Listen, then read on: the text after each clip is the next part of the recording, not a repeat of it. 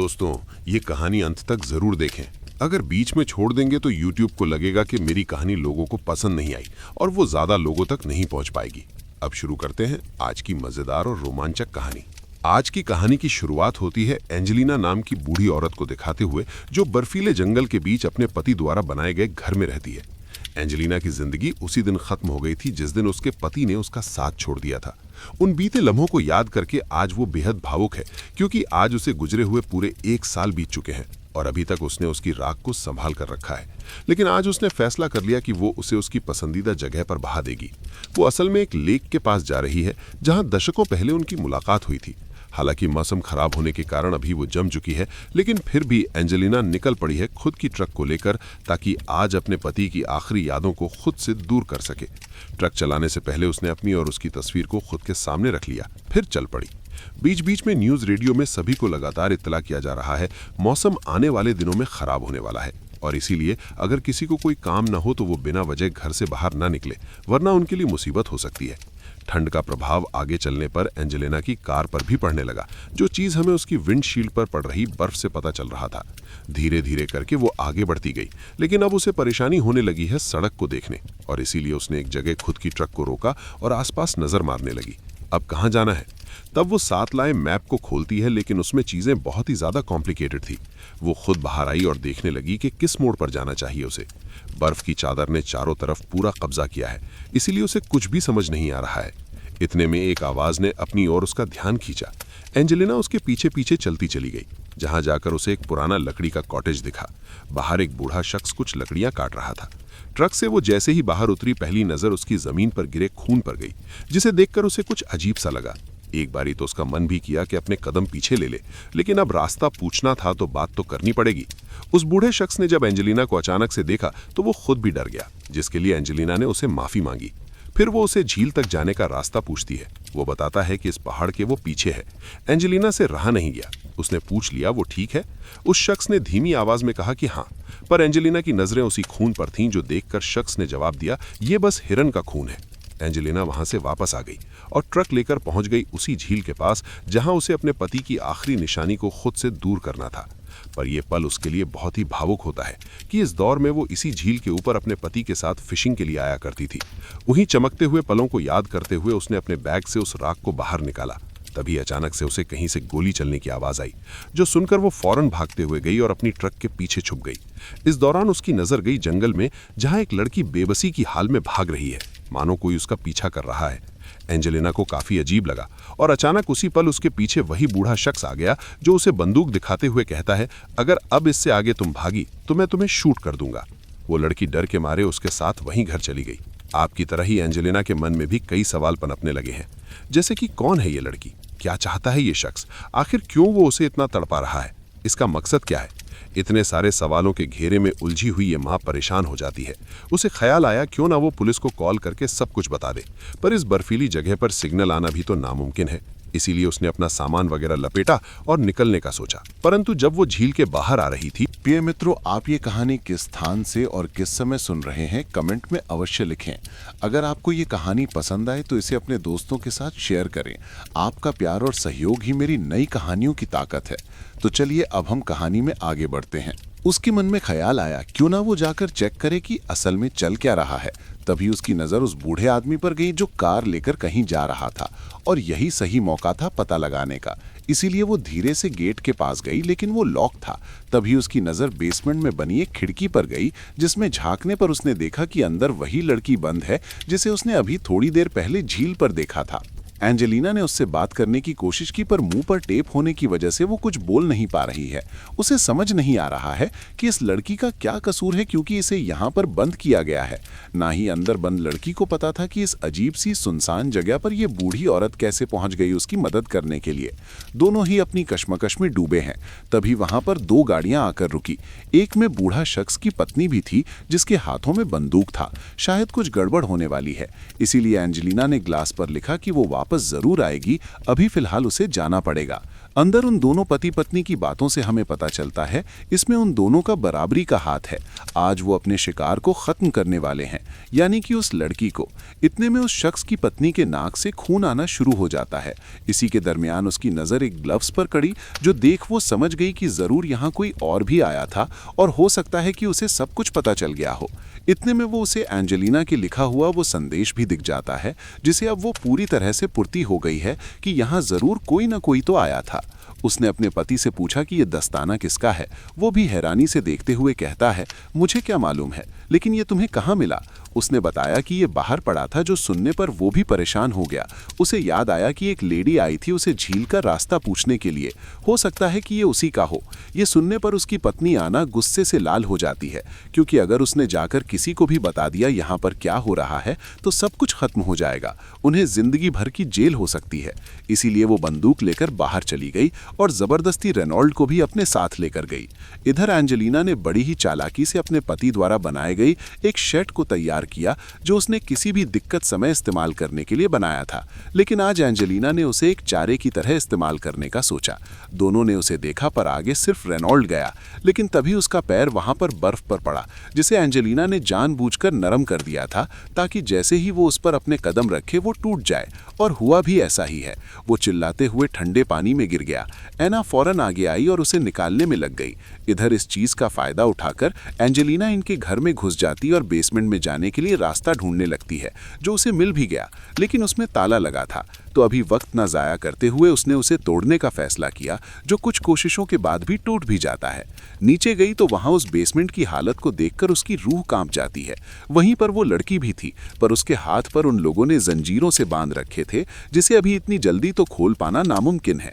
इसीलिए उसने कहा कि वो घबराए ना, जल्दी ही वो फिर वापस लौटेगी। इस बारी वो खाली हाथ नहीं आएगी, बल्कि उसने अपने दिमाग का प्रयोग किया। बेसिन में लगे नल को खोल दिया, जिससे वो पूरे घर में धीरे धीरे करके पानी भरने लगा। जो इस ठंड में गर्म करने के लिए इनके पास लकड़ियां थीं, उन्हें भी उसने भिगा दिया। बाहर आ गई, लेकिन न जाने कैसे एना ने उसे देख लिया। वो उस पर शूट करने लगी, एक गोली जो किस्मत से सिर्फ उसके हाथ में ही लगी थी। इसीलिए वो जैसे तैसे खुद को बचाते हुए वहां से भागकर अपनी ट्रक के पास आ गई। लेकिन इस तरफ जब ये पति पत्नी घर में घुसे तो इन्होंने जब घर की हालत को देखा तो इनके तो होश उड़ गए।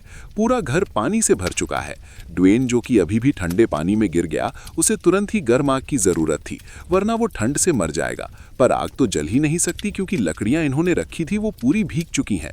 तो अब बस दो ही ऑप्शन है, या तो इन्हें बाहर से सूखी लकड़ियां ढूंढ कर लानी पड़ेंगी, या फिर इन्हें इंतजार करना होगा। परंतु ड्वेन के पास ज्यादा समय नहीं है। एंजेलिना जाकर अपनी ट्रक के पास खुद के इलाज करना शुरू करती है, लेकिन तभी उसकी नजर पड़ी अपने हाथों पर। उसकी शादी के दिन कहीं गुम हो चुकी रिंग। इस आनंद फानन में वो भाग उस गड्ढे के पास वहां पर गई। उसे वो नहीं मिली, जिसे वो मायूस होकर अपने उस सुनहरे पल को याद करने लगी, जब उसे पति ने पहली बार उसे वो रिंग देकर शादी के लिए प्रपोज किया था। उस दिन को वो कभी भी भूल। हीटर उसे गर्म कर सके, पर ड्वेन का कहना था कि वो और नहीं चल सकता। उसके शरीर में अब सारी चीजें ठंडी पड़ चुकी है। लेकिन एना का कहना था कि उन्हें सुबह तक सब कुछ साफ करना पड़ेगा, वरना अगर कोई आ गया तो वो मुसीबत में पड़ सकते हैं। अब घर के अंदर जाकर उसने अपने पति से कहा कि तुम बाकी के सामानों को लेकर फौरन झील तक पहुंचो, तब तक मैं इस लड़की को लेकर निकलती हूँ। ड्वेन की अभी वो हालत नहीं है कि वो इतनी दूर पैदल चल सके, पर उसकी बीवी ने उसे जबरदस्ती की, इसीलिए उसे ये करना ही पड़ता है। और कुछ ही देर में ये दोनों उस बंधक लड़की को लेकर बाहर आए। कार में बैठा दिया। तभी ड्वेन को अचानक याद आया, अरे मेरी बंदूक तो यहाँ है ही नहीं। जब ये चीज एना को पता चली तो वो गुस्से में आग बबूला हो गई। उसे एक जोरदार थप्पड़ जड़ दिया और कहा कि जल्दी से झील पर पहुंचो। इस चीज से हमें ये साफ पता चलता है कि हमेशा से एना का ही जोर रहा है ड्वेन की जिंदगी में, और हो सकता है कि जो कुछ भी हो रहा हो या फिर होने वाला हो, उसे ज्यादा एना का ही फायदा हो। बेचारा ड्वेन भारी भरकम स्लेट खींचते हुए झील के करीब पहुंचता है और चीजों को लगाना शुरू करता है। इस चीज को दूर से एना देख रही होती है। इस चीज को दूर से आमा देख रही होती है, इसीलिए उसे लगता है कि अब सही मौका है घर में जाकर उस लड़की को बचाने का। उसे ये नहीं पता कि लड़की तो घर में है ही नहीं। खैर, अब वो सीधा उस कॉटेज पर पहुंची। वहां उसे वो लड़की नहीं मिली, पर उसे खुद का इलाज करने का सोचा, क्योंकि वहां उसे कुछ औजार मिल गए थे। इनकी मदद से उसने अपने हाथ में लगी गोली को बाहर निकाला और फिर बाहर आकर ड्वेन की कार में लगे रेडियो से मदद मांगने की कोशिश में लग गई।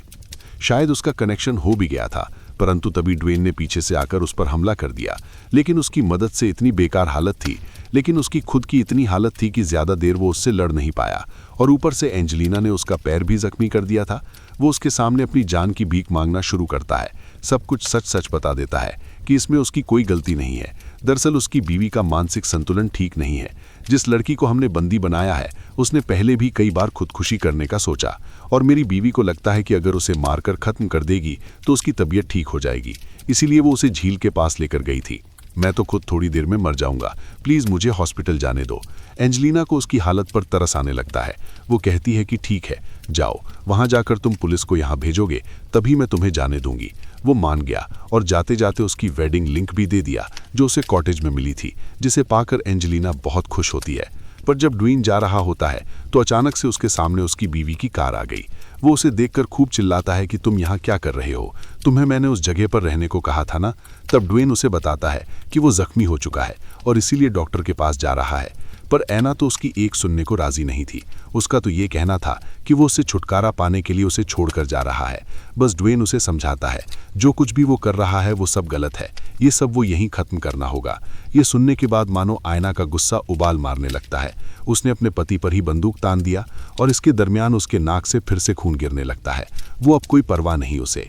इधर एंजेलिना वापस ट्रक के पास आई और उसे धक्का देकर वापस झील में धकेल दिया और फिर उसमें आग लगा दी ताकि उस धुएं से कोई उसे देख सके या फिर कोई आसपास रेंजर हो तो वो देख ले।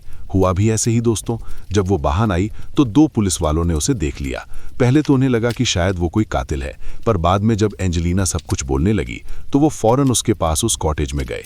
बाहर खड़ी ऐना की कार उसे दिख गई तो ये दोनों पुलिस वाले उतरकर उनके करीब जाने लगते। उसने दोनों को शूट करके खत्म कर दिया और फिर एंजेलिना पर भी गोलियां चलाने लगी, पर वो तो सही समय पर ट्रक के पीछे आ गई। इस बीच उसने देखा उसने अपने पति को मार डाला है, यानी कि ड्वेन अब इस दुनिया में नहीं रहा। लेकिन उसकी पत्नी तो शायद किसी को जिंदा नहीं छोड़ने वाली। सही मौका देखकर एंजेलिना ने उसके पैर में शूट कर दिया, जिससे अब वो घायल हो चुकी है। इसीलिए उसके पास अब समय नहीं है वो कुछ कर सके, उस लड़की को बचा सके। लेकिन तभी वो दोबारा खड़ी हो गई और गोलियां चलाने लगी, जिससे बचने के लिए एंजेलिना एक पल्ले के नीचे छुप जाती है।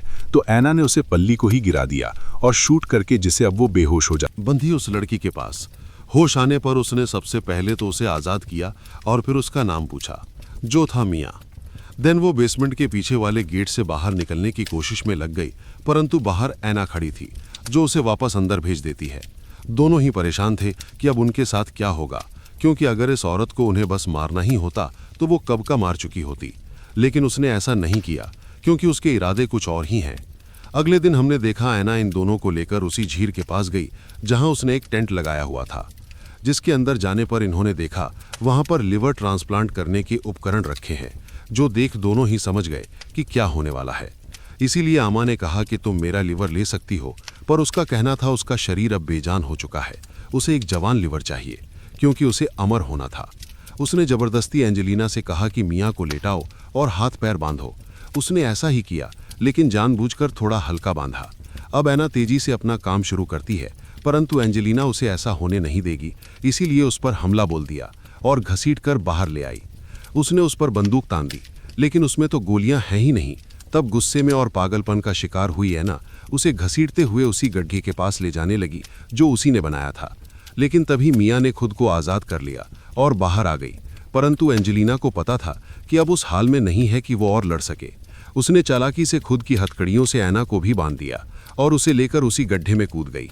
तेजी से वो गहराई में जाने लगी और अपने साथ उसे भी ले जाने लगी। अपनी आखिरी सांसों में उसने वो किया जो वो करने के लिए यहाँ पर आई थी। अपने पति की राख को उसने उसी झील में समा दिया और खुद भी उसमें डूब गई, लेकिन उस लड़की को बचा लिया जिसने उससे खुद से वादा किया था। खामोशी से उसने खुद को कुर्बान कर दिया। शायद इसी को डेस्टिनी कहते हैं। उसने कभी नहीं सोचा था जो जगह उसे हमसफर की पसंदीदा होगी वहीं वो अपनी आखिरी सांसें लेगी। ऊपर खड़ी मियाँ को बर्फ में छिपी एंजेलिना और उसके पति की तस्वीर मिलती है, जिसे जिंदगी भर ऐमा ने अपने सीने से लगा कर रखा।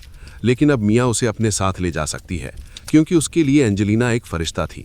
उसे बचाने के लिए आई थी, वरना जिस जगह पर वो कैद थी वहाँ कोई इंसान कभी पहुँच ही नहीं सकता। वेल, आपको कहानी कैसी लगी हमें कमेंट करके ज़रूर बताइएगा। मिलते हैं अगली वीडियो में। दोस्तों, ये कहानी यहीं समाप्त होती है। फिर मिलेंगे अगली कहानी में। तब तक के लिए अलविदा और शुभ रात्रि। Good night.